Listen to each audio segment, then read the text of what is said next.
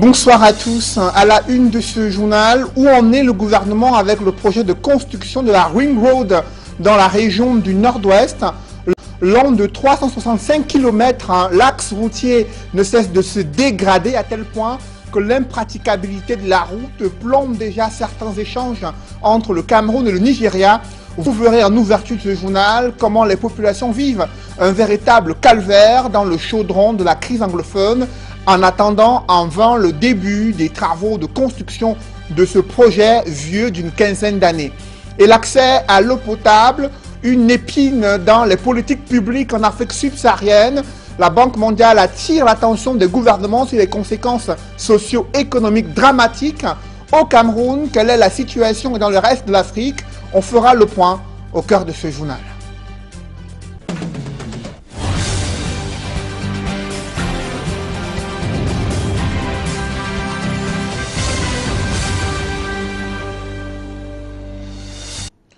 Merci de suivre cette édition complète de l'information sur Equinox en télévision.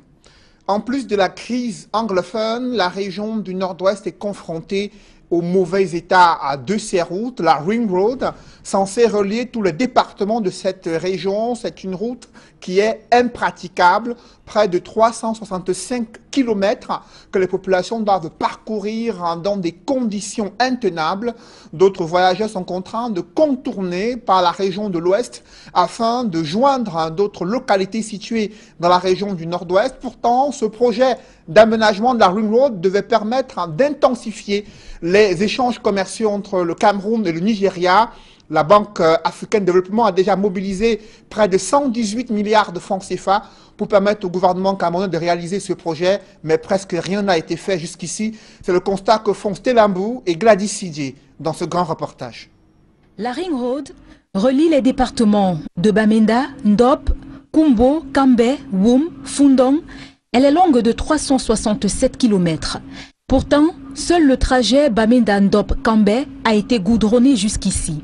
C'est un tronçon qui est bloqué depuis le déclenchement de la crise anglophone par des séparatistes, ce qui contraint les populations à passer désormais par la région de l'Ouest pour rejoindre le Nord-Ouest.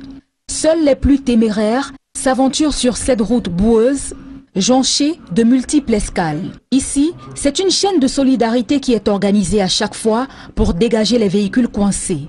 L'armée prête main forte aux usagers afin de leur faciliter la traversée.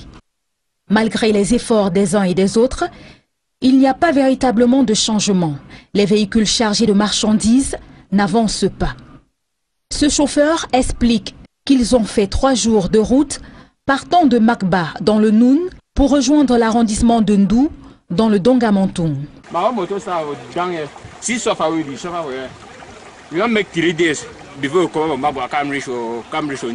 Le coût du transport a connu une hausse drastique puisqu'il faut désormais passer par l'Ouest pour rejoindre le Nord-Ouest. Il faut débourser 25 000 francs CFA par personne au lieu de 5 000 avant la crise. Ce commerçant qui écoule ses marchandises, maïs, haricots et autres à Yaoundé dans le centre déclare qu'il tourne désormais à perte.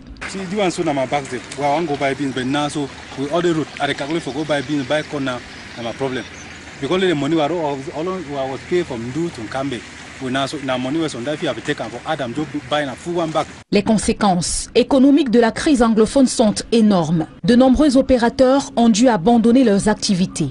Au sujet de la Ring Road, le chef de l'État, durant la célébration du 50e de l'armée à Bamenda en 2010, faisait savoir qu'il allait superviser les travaux de cette route. 10 ans plus tard, les populations subissent le même calvaire. La situation s'est d'ailleurs davantage dégradée du fait de la crise sociopolitique. La crise sanitaire a mis en exergue l'épineuse question de l'accès à l'eau potable en Afrique subsaharienne. Au Cameroun, de nombreux cas de choléra ont été dénoncés et décriés à cause du difficile accès à de l'eau courante de bonne qualité. Le groupe de la banque, le bulletin du bureau de l'administration de l'administrateur du groupe Afrique 2 de la Banque mondiale tire la sonnette d'alarme sur ce problème qui se pose avec acuité. L'inégal accès à l'eau potable a des conséquences sur le plan social, de nombreuses maladies hydriques et des populations incapables d'être actives dans le plan économique, et les conséquences sont désastreuses, indique la Banque mondiale qui fait des suggestions aux gouvernements africains. On voit tout cela dans ce reportage que signe Nadine Yambo. C'est une source vitale et indispensable pour le développement. Pourtant, avoir de l'eau potable en permanence est loin d'être un acquis pour plusieurs ménages sur le continent africain. Le dernier rapport du bulletin du bureau de l'administrateur du groupe Afrique 2 de la Banque mondiale montre que 663 millions de personnes n'ont pas accès à l'eau de qualité. Et 1,8 milliard consomment une eau contaminée par des matières fécales. La pandémie de coronavirus est venue mettre en lumière les failles dans les politiques publiques d'approvisionnement en eau en milieu rural. Or, un élément capital pour lutter contre la transmission du virus. Le rapport révèle par ailleurs que près de 80% des maladies sur le continent africain sont dues en grande partie à la mauvaise qualité de l'eau. Conséquence, plus de 800 enfants meurent chaque jour de suite des maladies hydriques. Parmi les obstacles rencontrés par les pays en matière d'accès à l'eau, le groupe Afrique 2 note le manque d'investissement, l'utilisation des technologies inadaptées, la mauvaise politique de développement, les problèmes d'infrastructure et la négligence des zones rurales. Si rien n'est fait, le manque d'accès à l'eau pourrait contribuer à ralentir considérablement la croissance économique. Même si le rapport relève quelques avancées, avec plus de 2,6 milliards de personnes ayant accès à l'eau, la Banque mondiale tire la sonnette d'alarme sur les risques que pourraient engendrer les effets du changement climatique et l'accroissement de la population mondiale, qui devrait, selon elle, passer à plus de 10 milliards d'ici 2050. Bien plus de 80% des eaux usées provenant de l'activité humaine regagnent les cours d'eau et les océans. Sur le terrain, plusieurs ONG et institutions financières se déploient pour garantir aux populations une eau salubre. Cependant, des efforts devraient être encore fournis, plus qu'en milieu urbain, la demande se fait de plus en plus ressentir. La Banque mondiale appelle notamment les États à augmenter les investissements dans l'eau et l'assainissement, renforcer le développement des infrastructures et avoir recours aux technologies adaptées en fonction de chaque zone rurale. Dans le chapitre économie, des projets intégrateurs de la CEMAC viennent d'être présentés à un pôle d'investisseurs à Paris en France. C'est lors de la conférence de développement des infrastructures. Les hauts responsables de la CEMAC et les différents ministres de l'économie ont mis en exergue les opportunités existantes à travers le financement et la réalisation des 12 projets intégrateurs, tels que les routes transnationales, des projets intégrateurs des télécommunications. Cependant, cette opération de charme se heurte à un environnement des affaires morose en Afrique centrale, mais les différents gouvernements de la sous-région restent optimistes. On fait le point avec Donald Brice-Kamgan. CEMAC font de la 4e édition de l'Infra Week une opportunité de taille. Président de la commission, secrétaire permanent du programme de réforme économique et financière, ministre de l'économie et des finances, tous sont à Paris afin de convaincre les financiers à mettre de l'argent dans les projets d'infrastructure dans la sous-région. C'est bien volontiers que nous essaierons de les aider, puisque l'un des axes majeurs de la place financière de Paris, c'est justement le développement du financement des infrastructures. J'ai souhaité, lorsque j'ai pris la présidence d'Europlace il y a 2 ans, donner 4 priorités: la transition climatique, le financement des infrastructures, la recherche et l'investissement socialement responsable. À cette conférence internationale sur les investissements, la CEMAC cherche des financements de l'ordre de 1400 milliards de francs CFA, des fonds destinés à réaliser 12 projets intégrateurs.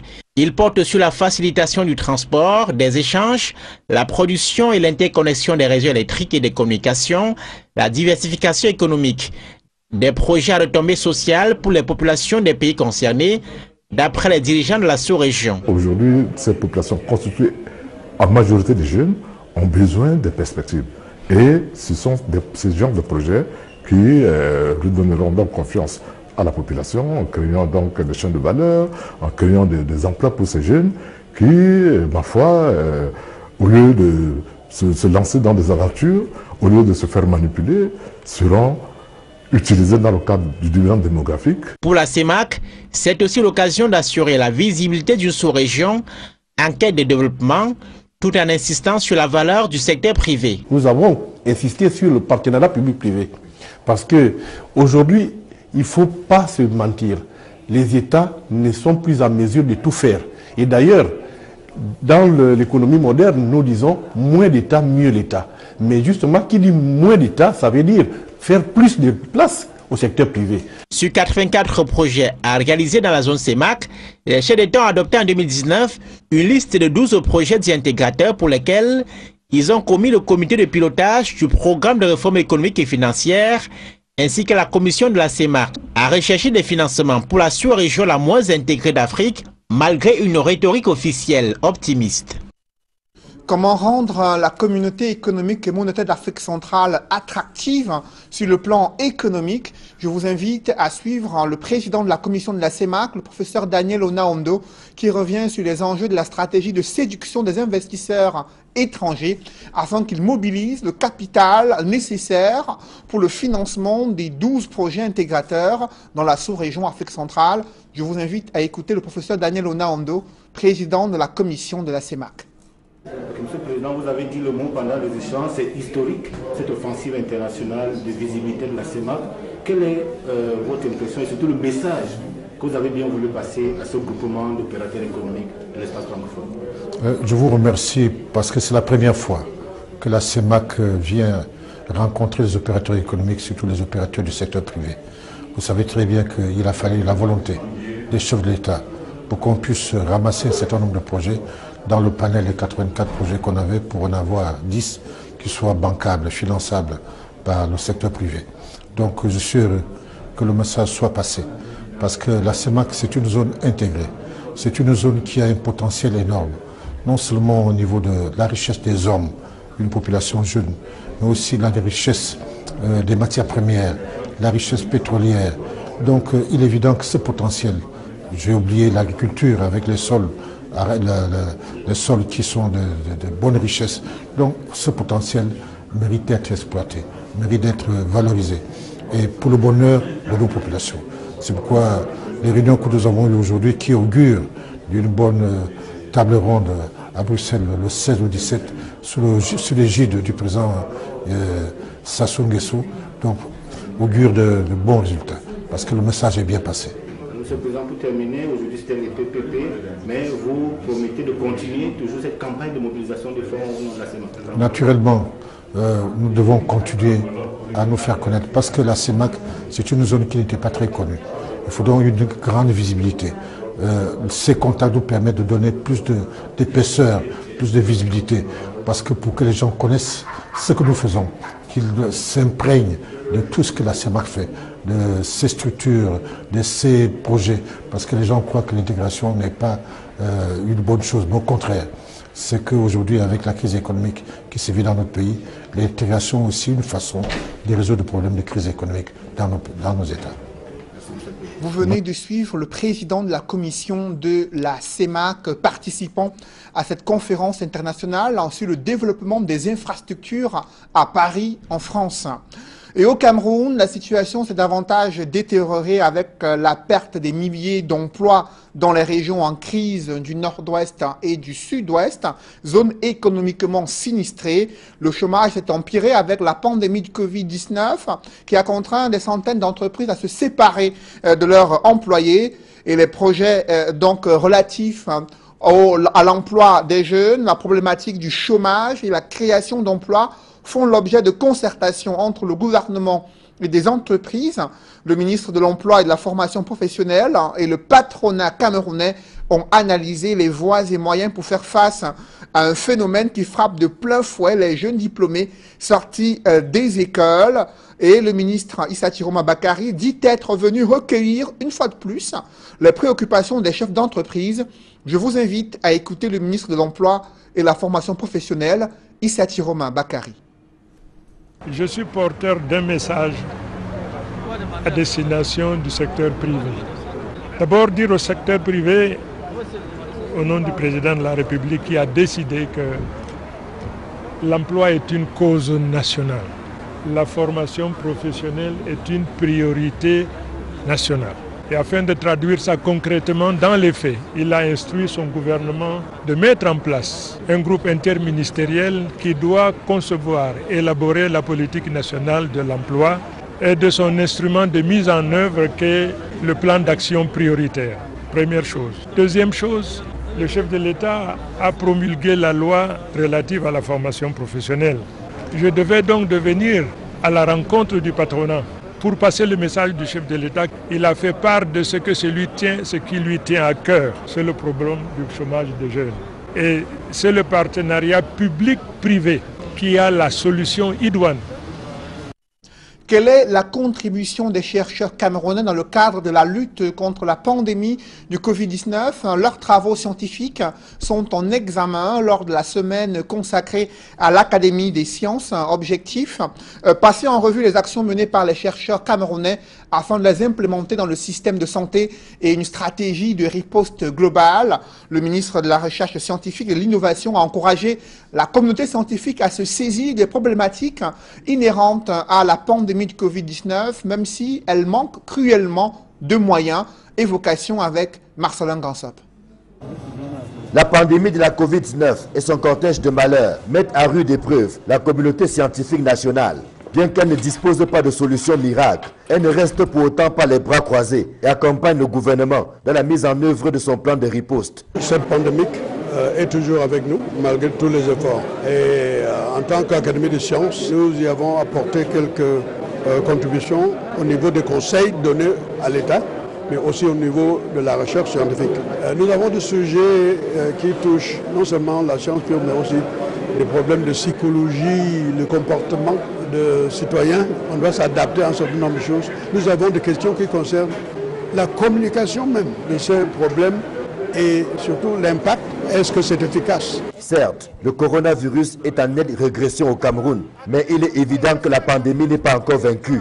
La vigilance doit d'autant plus être de mise que dans plusieurs pays européens, elle a repris de plus belle. Voilà qui maintient en éveil la communauté des chercheurs qui, sous l'impulsion de l'Académie des sciences du Cameroun, approfondit la réflexion à Yaoundé. Nous avons envisagé la participation des chercheurs avec le résultat de leur recherche, n'est-ce pas, partager ce qu'ils ont pu faire, ce qu'ils ont pu trouver dans différents aspects de la problématique.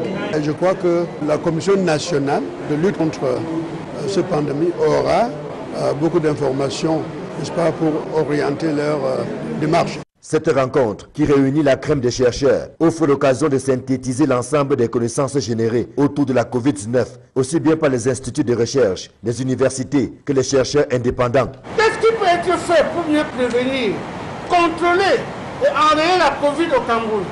Voilà la question à laquelle devront répondre les participants à cette conférence scientifique de haut vol, qui regroupe la crème de la recherche. Elle intervient à un moment crucial, caractérisé par une cacophonie scientifique mondiale autour de cette pandémie, sur fond de guerre commerciale, une recrudescence des cas positifs en Occident, mais une résilience quasi établie en Afrique subtropicale.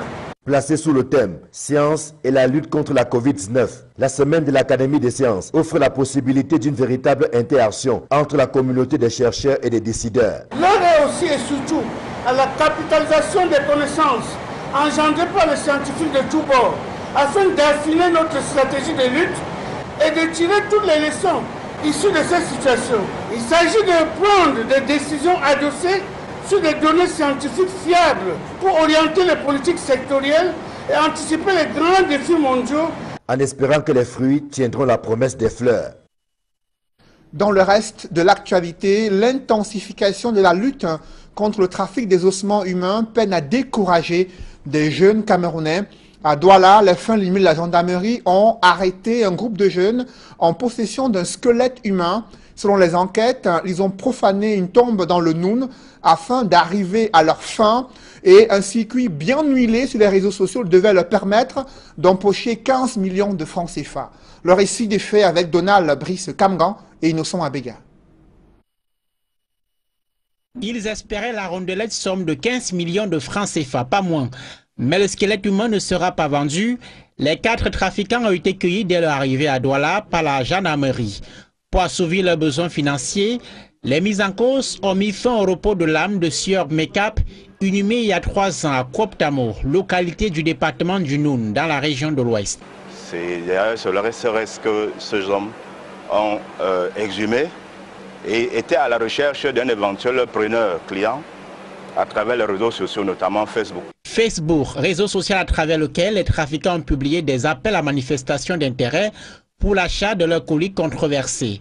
Ayant pris connaissance du message, un internaute a alerté les forces de sécurité qui ont mis en branle leurs équipes spécialisées. Le squelette a été exhumé au lieu de l'enterrement à Koptamo. Et c'est de Koptamo qui sont partis pour Douala à la recherche du client.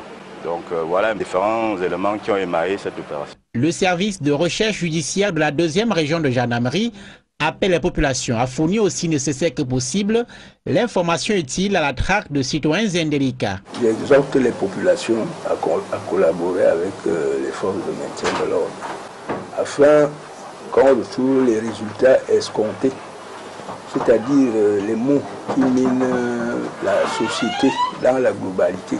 À l'interpellation des 4 mises en cause à Douala, ils ont présenté des paires de chaussures de type sandales afin de faire croire qu'ils sont des commerçants. Puisqu'ils font partie d'un groupe de 7, les 3 autres complices sont en cavale. Les recherches en vue de leur interpellation ont débuté. Les 4 arrêtés sont tous âgés de 20 ans, à l'exception d'un seul, âgé de 22 ans.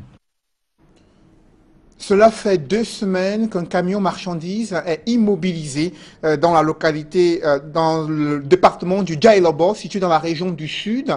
Le promoteur déplore de l'abus des autorités en vigueur, notamment autorités policières.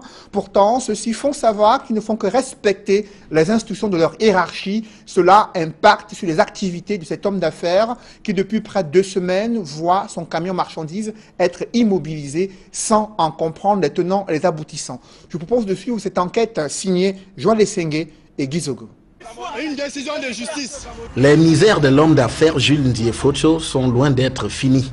Alors que son camion a été immobilisé à Sambelima depuis plusieurs semaines, à la demande du procureur de la République près le tribunal de première instance de cette ville, rien n'a avancé dans ce dossier.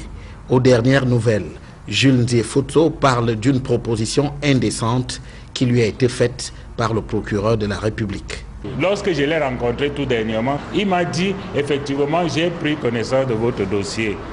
Il est mieux que vous partez décharger la marchandise et Ndengue et vous rentrez en possession de votre camion. J'ai dit mais là c'est plutôt m'enterrer puisque vous me demandez de récupérer mon camion. D'accord. La marchandise que j'ai eu à verser des millions dessus, je suis dans mes droits. Cette marchandise, qu'est-ce que je fais? Vous me demandez d'acheter une marchandise à des millions et aller le verser en brousse. Rentrer avec mon camion comme si vous me faisiez du bien, non? Irrité par la tournure que prennent les événements, l'homme d'affaires appelle à faire valoir les conséquences de droit s'il s'avère être coupable. Vous achetez une marchandise, vous avez trop papier. On vous dit que cette marchandise appartient à une autre personne. Cette personne dépose plainte contre vous pour vol, destruction de biens. Quand vous suspectez un voleur, il faut l'arrêter. Selon Jules Ndiefocho, en réalité, les ficelles sont tirées par un personnage à la réputation sulfureuse dans le chef-lieu du département du Djailobo. Il y a un certain Evina Platini qui est en train de tirer les ficelles dans l'ombre. Alors moi, je ne sais pas, je ne connais pas M. Evina Platini. Je n'ai même pas envie de le connaître parce que je n'ai rien traité avec lui. J'ai acheté ma marchandise à une liquidation, Patrice Bois, à Maître Abba Fouda. Et tout ce que je demande, c'est que justice soit faite.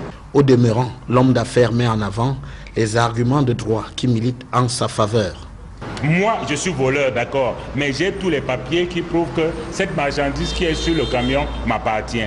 Je l'ai acheté à un cabinet de liquidation, au cabinet Maître Abba Fouda à Yaoundé.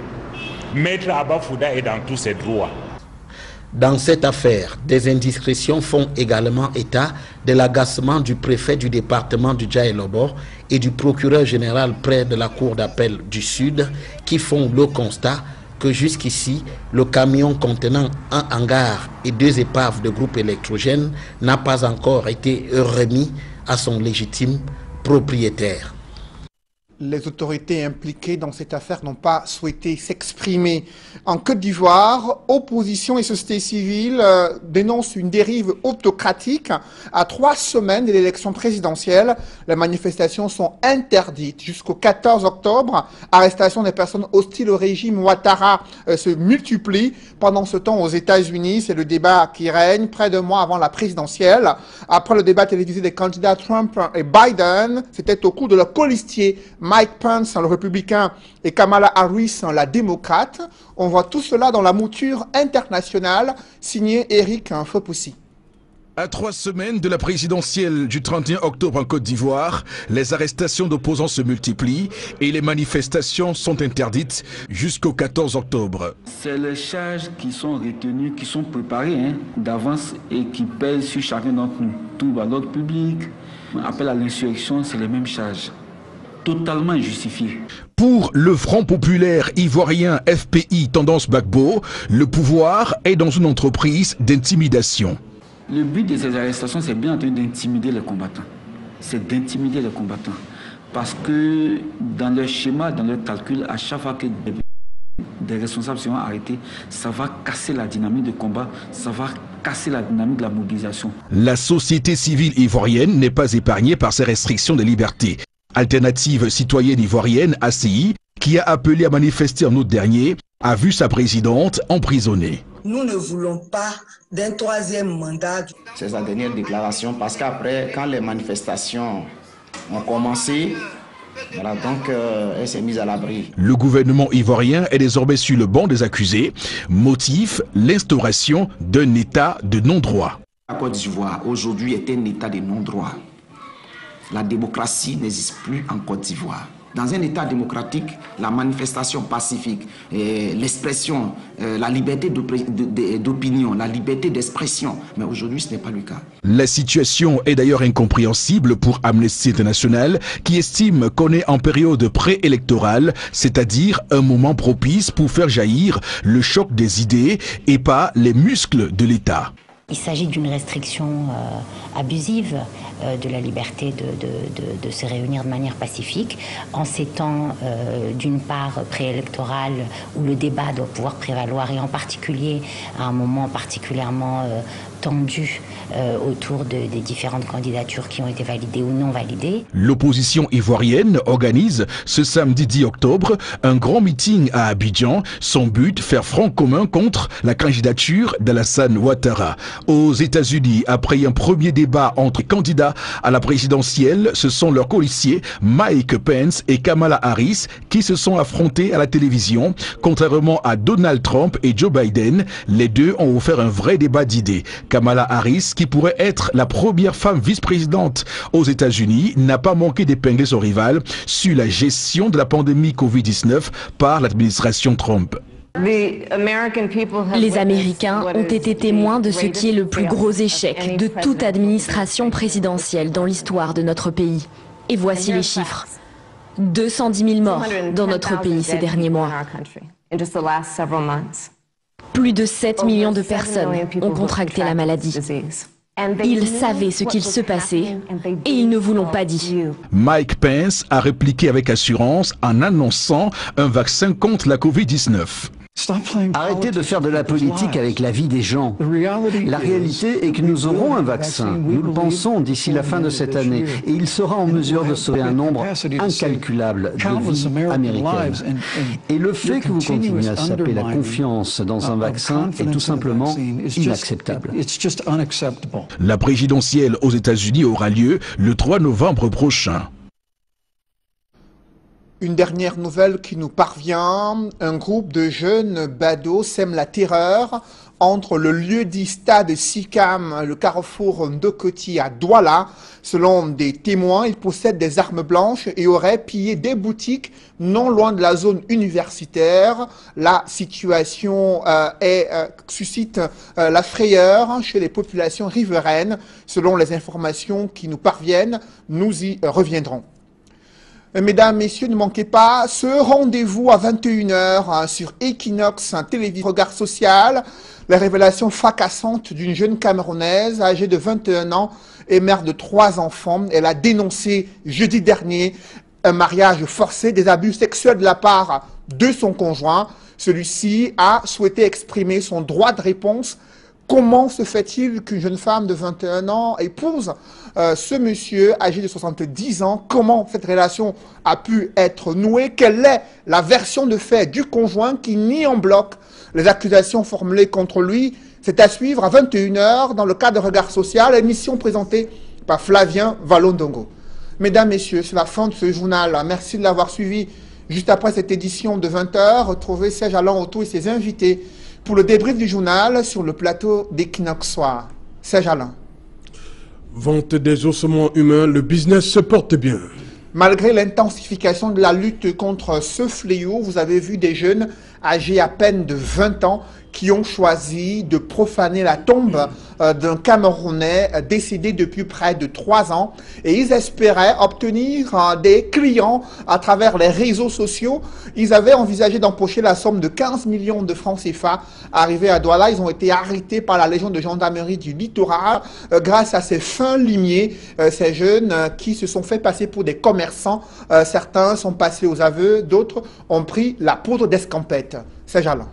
Dokoti le 22 septembre 2020, Dokoti le 8 octobre 2020. Que se passe-t-il à Dokoti? Selon les informations qui nous parviennent, il y aurait des jeunes badauds qui se déplacent entre le lieu du stade Sikam, non loin de la cité universitaire, et le carrefour Dokoti. Certains porteraient des armes blanches, d'autres auraient pillé des boutiques. Selon des témoignages que nous avons pu recouper pendant le journal, on reste encore très prudent sur ce mouvement des jeunes badauds observés entre le lieu dit stade Sikam et le carrefour Dokoti. Nous y reviendrons. C'est Jalan.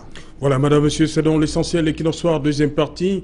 Bonne soirée à vous, Cédric. Bonne soirée à vous, c'est Jalan. Rendez-vous lundi. 20 h. Dans un instant, la suite. Equinox Soir.